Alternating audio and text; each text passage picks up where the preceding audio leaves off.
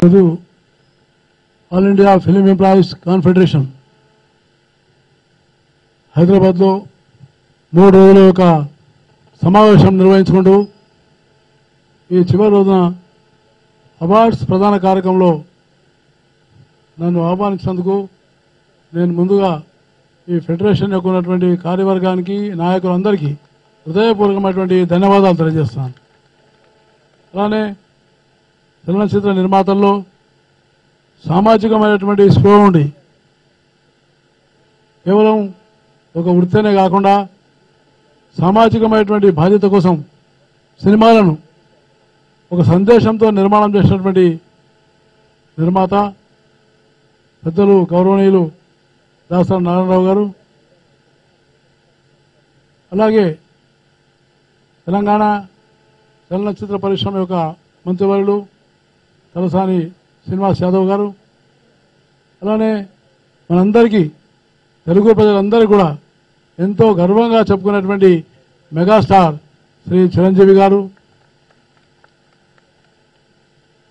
ఈ సందర్భంగా మనకు డాక్టర్ రాజేంద్ర ప్రసాద్ గారు చాలా ప్రముఖమైనటువంటి పాత్ర నిర్వహిస్తూ ఓ కొత్త పంతాలో ఈ సినీ కార్మికులకు సినీ రంగానికి ఒక మంచి మార్గదర్శనం చేస్తున్నటువంటి ఒక నాయకుడు శ్రీ డాక్టర్ రాజేంద్ర ప్రసాద్ గారు, నవకళ్యాణ్ గారు, మరియు శంకర్ గారు, శివాజీ రాజా గారు, సంపూర్ణేష్ బాబు గారు, మరియు రామకృష్ణ గౌడ్ గారు, చెన్నమ్మ శివ గారు, శ్రీ కృష్ణన్ గారు, మరియు అసోసియేషన్ ప్రెసిడెంట్ శ్రీ వెంకటేశం గారు, మరియు పిఎస్ఎస్ దొర గారు, మరియు కిరణ్ గారు, మిగతా అనేక మంది మిత్రులారా, కార్మికులారా, చాలా సంతోషంగా ఉంది. ఎందుకంటే ఇంత పెద్ద ప్రముఖులు అంటే ఇద్దరు దిగ్గజాలు అంటే మేమంటే నేను కానీ శ్రీనివాసరావు కానీ మేము వస్తుంటాం పోతుంటాం, కానీ వాళ్ళు మీ వెంట శాశ్వతంగా ఉండేటువంటి వాళ్ళిద్దరు శ్రీ చిరంజీవి గారు మరియు దాసరి నారాయణరావు.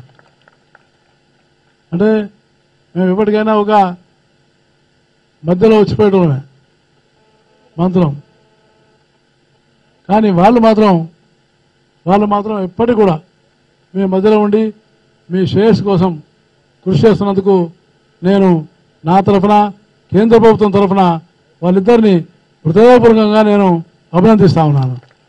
ఎందుకంటే వాళ్ళు బాగా నిర్మాణాత్మకమైనటువంటి పాత్ర నిర్వహించేవాళ్ళు. దాసరి నారాయణరావు గారు అయితే చాలా అకుంఠితమైనటువంటి దీక్ష, నిజంగా చాలా గొప్ప విషయం. వారు ఇక్కడ ఉన్నటువంటి సినీ కార్మికుల కోసం, దర్శకుల నుంచి కార్మికుల కోసం ఒక 40 కోట్ల రూపాయలు ఒక రిజర్వ్ ఫండ్ ఏర్పాటు చేసినటువంటి ఏకైకమైనటువంటి ఒక నాయకుడు దాసరి నారాయణరావు గారు.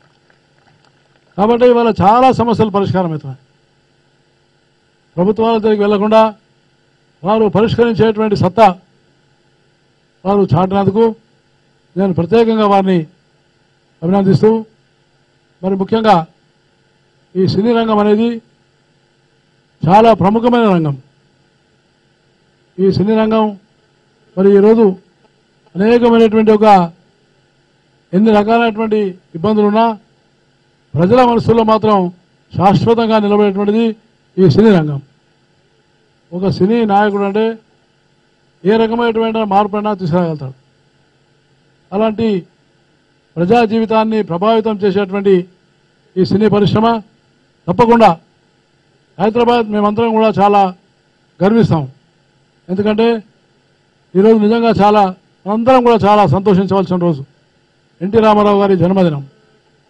ఎన్టీ రామారావు గారి జన్మదిన సందర్భంగా ఈ అవార్డులు కూడా మనం వేయించుకోవడం అంటే కూడా ఇది నిజంగా చాలా గర్వకారణం కూడా నేను భావిస్తా ఉన్నాను. ఎన్టీ రామారావు గారు కూడా అక్కినేని నాగేశ్వరరావు గారు, ఎన్టీ రామారావు గారు భారతదేశం యొక్క చలనచిత్ర పటంలో వాళ్ళ పేర్లు చాలా గొప్పగా నిలబడ్డాయి. అలాంటి మన తెలుగు గొప్ప సినీ నిర్మాత, సినీ యొక్క ఉన్నటువంటి ఒక చలనచిత్ర పరిశ్రమకు తోడ్పడేటువంటి వాళ్ళు. మరి నేను తప్పకుండా ఈ సందర్భంగా 2 విషయాలు నాకు మనవి చేసినారు.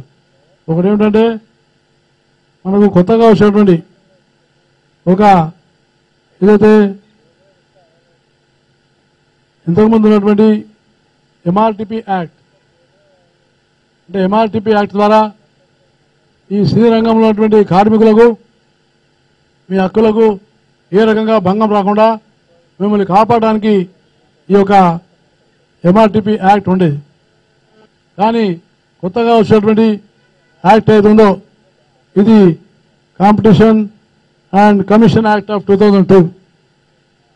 ఇది రావడం వల్ల, ఈ చట్టం రావడం వల్ల ఈనాడు కార్మిక సంఘాలను ఈ యొక్క యాక్ట్ వచ్చి పూర్తిగా వాళ్ళను నిర్లక్ష్యం చేసి వాళ్ళకు ఉన్నటువంటి ఒక సంక్షేమానికి ఏమాత్రం తోడ్పడకుండా చేసేటువంటి ఈ చట్టం అనేది ఎంతవరకు చెప్పారంటే మీరు నాకు కార్మిక శాఖను కూడా ఇది లెక్క చేయట్లేదని చెప్పేసి మీరు చెప్పడం జరిగింది. నేను తప్పకుండా ఈ రోజునే ఒక ఆదేశాలు కూడా జారీ చేస్తున్నాను. మా చీఫ్ లేబర్ కమిషనర్, మా central labour commissioner and central labour advisor వాళ్ళిద్దరు కూడా నేను ఇక్కడ మీ యొక్క పత్రం మీదనే నేను ఒక ఆదేశాలు జారీ చేసి దీని మీద పూర్వాపరాలను తెలుసుకొని తొందరలోనే నేను చర్చ జరుపుతా అని నేను మీకు సభాముఖంగా తప్పకుండా మనం చేస్తా ఉన్నాను. ఎందుకంటే కార్మిక శాఖ ఎక్కడైనా ట్రేడ్ యూనియన్ యొక్క ఉన్నటువంటి ఒక కార్మికుల యొక్క హక్కులకు భంగం కలిగితే నిలబడేటువంటిది కార్మిక శాఖ. కాబట్టి నేను తప్పకుండా ఓ కార్మిక శాఖ మంత్రిగా మీ యొక్క ఉన్నటువంటి హక్కులను ఎక్కడ కూడా భంగం కలగకుండా మిమ్మల్ని కాపాడడానికి కేంద్ర ప్రభుత్వం తరఫున ఎప్పటికి కూడా నేను వెంట ఉంటానని హృదయపూర్వకంగానే మనం చేస్తా ఉన్నాను. అలానే ముఖ్యమైనటువంటి విషయం దాసరి నారాయణరావు గారు చెప్పారు. ఈరోజు సినీ కార్మికులు దేశంలో సుమారుగా 5 లక్షల మంది ఉన్నారు. 5 లక్షల మంది కార్మికులు ఉన్నారు. మరి మీ తరఫున సెస్ కూడా కేంద్ర ప్రభుత్వానికి వస్తుంది. సెస్ అమౌంట్లో వస్తుంది, కానీ ఆ సెస్ అమౌంట్ లెక్కలు సక్రమంగా లేవు. మరి బహుశా మెంబర్లు, బోర్డులో ఉన్నటువంటి మెంబర్లు కూడా ఇక్కడి నుంచి ఉన్నారు. కానీ అది ఏదైతే ఇన్ఫర్మేషన్ అండ్ బ్రాడ్కాస్టింగ్ మినిస్ట్రీ మరియు ఫైనాన్స్ మినిస్ట్రీ వీళ్ళిద్దరి మధ్యలో కూడా అంటే లెక్క డబ్బు వచ్చేది ఫైనాన్స్ మినిస్ట్రీకి, చూసేటువంటిది ఈ యొక్క ఇన్ఫర్మేషన్ అండ్ బ్రాడ్కాస్టింగ్ మినిస్ట్రీ. నేను తప్పకుండా గతంలో కూడా అనుకున్నాను, ఈ ఇద్దరు మంత్రులతోని నేను ఒక సమావేశం పెట్టి ముందు అసలు సెస్ అమౌంట్ ఎంత ఉందో ఇది తేలినటువంటి పరిస్థితి ఉన్నది. ముందు ఆ సెస్ అమౌంట్ తేల్చుకొని అవసరమైతే ఇంకా సెస్ కూడా, ఎందుకంటే ఇప్పుడు దాసరి నారాయణరావు గారు చెప్పారు బీడీ కార్మికులకు మేము మొన్ననే 5% సెస్ ఉంటే 8% సెస్ చేసి ఈ బీడీ కార్మికులందరినీ కూడా నేను ఈఎస్ఐసి సేవలు అందించడానికి నిర్ణయం తీసుకున్నాను మీకు మనం చేస్తా ఉన్నాను. అలానే సినీ కార్మికులు కూడా మా ESIC employees state insurance corporation మీ అందరికీ కూడా ఒక గుర్తింపు కార్డు ఇచ్చి మేము సనత్ నగర్లోనే చాలా పెద్ద ఒక 600 bed hospital, super speciality hospital కట్టబోతున్నాము. దాంట్లో కూడా మీ అందరికీ ట్రీట్మెంట్ ఇప్పించడానికి నేను సౌకర్యం ఏర్పాటు చేస్తానని మీకు హృదయపూర్వకంగా మనం చేస్తాను. అంటే మీకు ఏ రకమైన జబ్బు వచ్చినా, క్యాన్సర్ వచ్చినా, గుండెకున్నటువంటి ఒక కార్డియాక్ ఇది వచ్చినా, లేక కిడ్నీ డయాలసిస్ అవసరం ఉన్నా, ఇలాంటి వాటి అన్నింటినీ కూడా మీకు ఆ కార్డు ద్వారా ఆ వైద్య సౌకర్యాలు అందించే విధంగా నేను తప్పకుండా ఈ యొక్క చట్ట పరిధిలోకి మిమ్మల్ని కూడా తీసుకొస్తానని నేను హృదయపూర్వకంగానే మనం చేస్తాను. అలానే ఇళ్ల నిర్మాణ కార్యక్రమంలో కూడా కేంద్ర ప్రభుత్వం మీకు తోడ్పడుతుంది. ఎక్కడెక్కడైతే రాష్ట్ర ప్రభుత్వాలు ముందుకొస్తే నిజంగా నేను చాలా సంతోషిస్తున్నాను. ఎందుకంటే నేను మంత్రి లేకముందు నేను 2002లో మన యొక్క ఉన్నటువంటి చిత్రపురికి వచ్చి చిత్రపురిలో చూశాను. చాలా మంచి ఇళ్ళు. నిజంగా మీరు ఓ సమాఖ్యగా ఏర్పడి ఎన్నో ఇబ్బందులు వచ్చినా, ఎన్ని రకాలైనటువంటి ఇబ్బందులు ఉన్నా వాటిని తట్టుకొని మీరు ఆ కాలనీ నిర్మాణం చేసినందుకు ఈ సమాఖ్య సోదరుని నేను హృదయపూర్వకంగా నేను అభినందిస్తా ఉన్నాను. ఎందుకంటే ఆ భూమిని కాపాడడం చాలా కష్టమైంది. ఆ భూమి మీకు ఇచ్చిన భూమిని మళ్ళా కాపాడుకోవడం కూడా మీకు కష్టమైంది. నేను 2002 నుంచి నేను చూస్తూ ఉన్నాను. 2002 నుంచి అనేకమైన ఇబ్బందులు పడి మళ్ళీ ఆ భూమి మళ్ళీ తీసుకోవాలనే ఉద్దేశంతో ఒక ప్రయత్నం కూడా జరిగింది. కానీ మీ యొక్క పోరాటం వల్ల, మీ యొక్క ఐక్యత వల్ల ఆ భూమి మీకే ఉండడం, మీరు ఆ కాలనీ నిర్మాణం చేసుకోవడం నేను చాలా హృదయపూర్వకంగా అభినందిస్తా ఉన్నాను. కార్మికులు కూడా బాగుంటారు. సినీ పరిశ్రమ చాలా ఉజ్వలమైనటువంటి ఒక దీనిలో ఉండాలి. అందుకని మేమందరం కూడా అంటే ఇవాళ నరేంద్ర మోడీ ప్రభుత్వం కూడా మా ఉద్దేశం కూడా ఏంటంటే మేము ఒక సత్సంబంధాలు ఉండాలి. అంటే ఒక conducive atmosphere should be created for the industry. For any industry, a conducive atmosphere should be created. Incentives should be provided by the government, state and central government. State and central government. రెండు కూడా మేము ఆ పనిలో ఉన్నాము.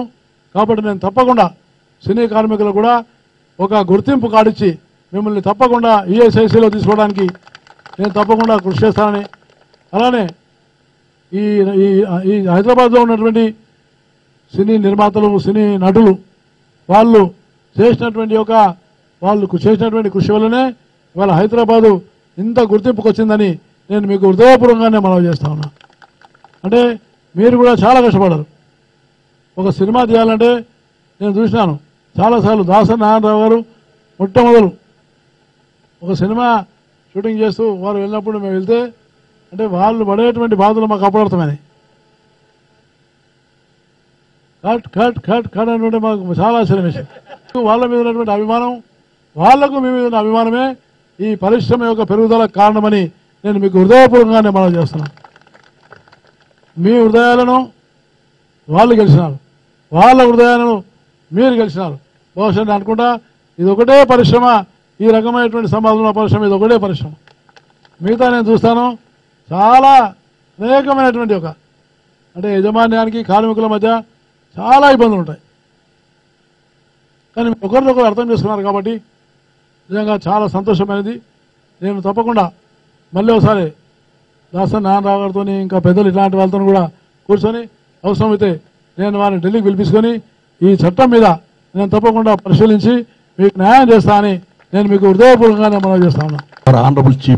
Honourable labour minister ఏమిటంటే అటెన్బర్గ్ Gandhi పిక్చర్కి there was a fund. Lot of amounts were not utilized. So last time when I was in the cabinet, we tried for it, but somehow it was not happened. ఇప్పుడు నేనేమంటానంటే ఒక్కసారి మీరు ఆ fund కూడా మీరు వీళ్ళకి చేయడానికి అవకాశం ఉంది. అంటే ఎంత ఉంది అనేది తెలవట్లేదు. కాబట్టి వారు చెప్పినట్టుగా నేను తప్పకుండా వారి సహకారం కూడా తీసుకొని ప్రత్యేకంగా అరుణ్ జైట్లీ గారు, నేను మరియు ఆయన information and broadcasting minister and finance minister కాబట్టి వారు మా యొక్క 5 men committee prime minister appoint చేసినారు.